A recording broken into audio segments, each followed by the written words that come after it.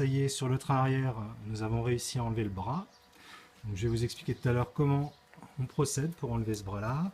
Donc nous allons pouvoir emmener à souder l'essieu arrière, donc le train arrière, l'axe principal, et donc remettre cette partie-là, j'essaie de vous la montrer, donc, qui est cassée sur cet endroit ici. Voilà. Donc au démontage. Donc sur le démontage, donc j'ai acheté cette clé spécifique, mais autant dire que on l'a pas utilisée, on a essayé et puis ça venait pas, ça tournait. Donc on a procédé à une chose tout à fait très simple et qui fonctionne très bien. Le maillet et le tournevis, et donc la bague ici avec des crans. Donc vous mettez le tournevis ici sur un cran et vous tapez avec le maillet, progressivement ça se dévisse et vous pouvez sortir. Vous pouvez voir ici le roulement, donc deux roulements, un sur l'extérieur et un autre sur l'intérieur que vous avez pu voir tout à l'heure sur la vidéo. Donc opération réussie, on a démonté, donc on va pouvoir faire la soudure, nettoyer tout ça, regraisser, puis après on le remontera. Alors nous avons nettoyé après démontage le bras, donc nettoyé au vinaigre blanc avec des petites lingettes, donc c'est très propre. On a aussi attaqué légèrement des deux côtés à la toile émery ici pour enlever la rouille et que ce soit bien lisse pour éviter les entrées d'eau. Et le roulement également a été nettoyé. Donc le roulement, on a vérifié, il est tout propre. Donc on va le mettre dans un plastique comme ça avec de la graisse mécanique pour éviter qu'il rouille. Donc on va le badigeonner, on va l'enduire jusqu'au remontage.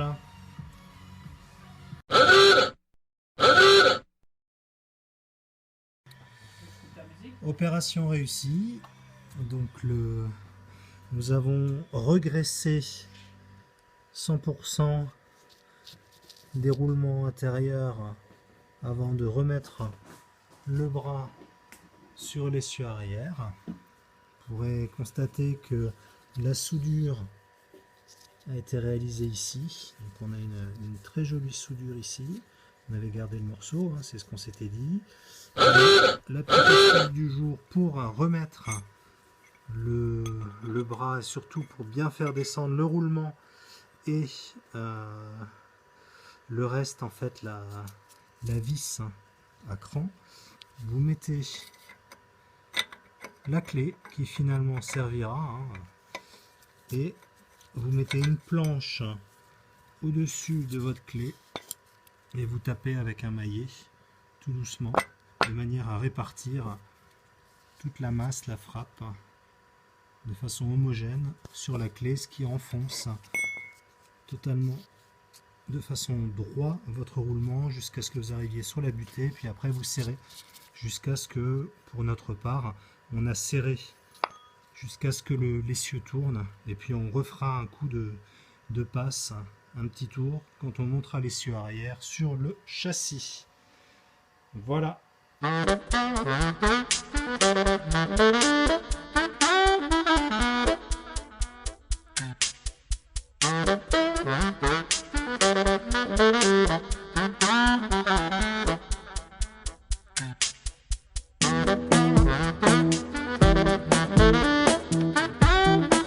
En parallèle de la restauration de la 2 chevaux Azam 1965, vous avez vu sur une vidéo précédente que nous avons une petite sœur qui est arrivée. Donc on a commencé à s'occuper de cette petite sœur. On a regardé un premier contrôle. On s'est rendu compte qu'il y avait une fuite au niveau de la sortie de la pompe à eau sur la durite inférieure. Donc on a procédé au démontage et pour bien y accéder, il a fallu enlever l'alternateur. Donc on a procédé au nettoyage de la pompe à eau, changement de la durite sortie du radiateur celle-ci. Et donc on a l'autre durite ici qui va bientôt être fixée une fois que notre tuyau qui constitue le raccord de la conduite d'eau sera sec, parce qu'il a été nettoyé en entier.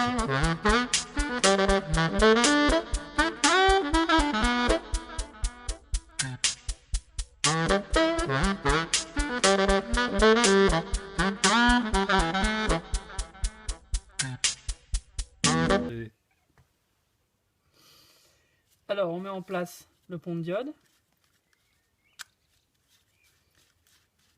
On rapproche tout ça.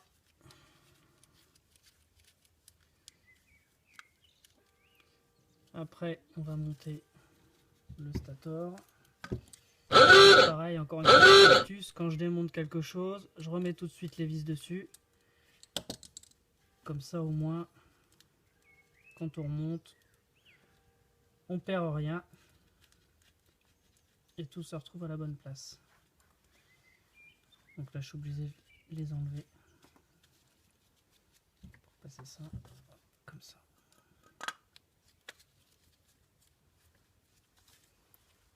Donc là c'est bien en place.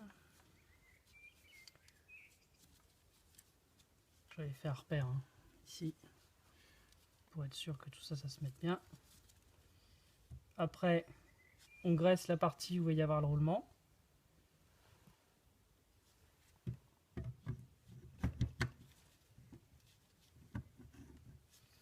Voilà. Ça se met en place.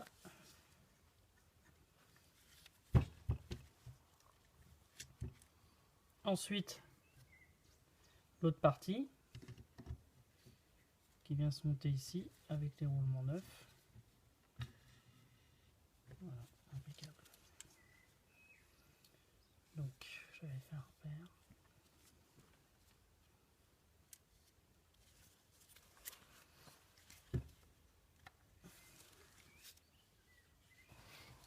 Donc, on a remonté le pont de diode. On a remonté le rotor, le stator, fixé les trois grandes vis, donc on ne peut pas se tromper, il y a un sens hein, pour les mettre. Il restera les charbons à monter qui vont ici, le cache qui vient ici avec une vis qui le maintient derrière.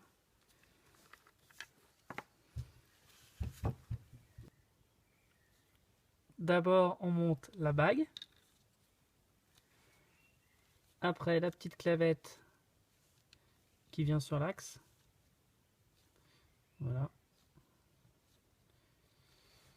Ensuite, on a déjà préparé les différents éléments qui vont venir constituer l'axe. On ne peut pas se tromper. Hop.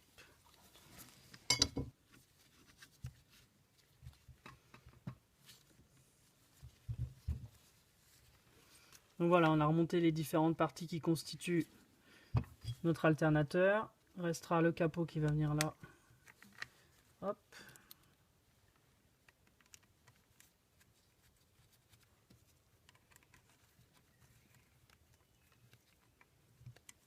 Les charbons, super accessibles, qui viennent ici.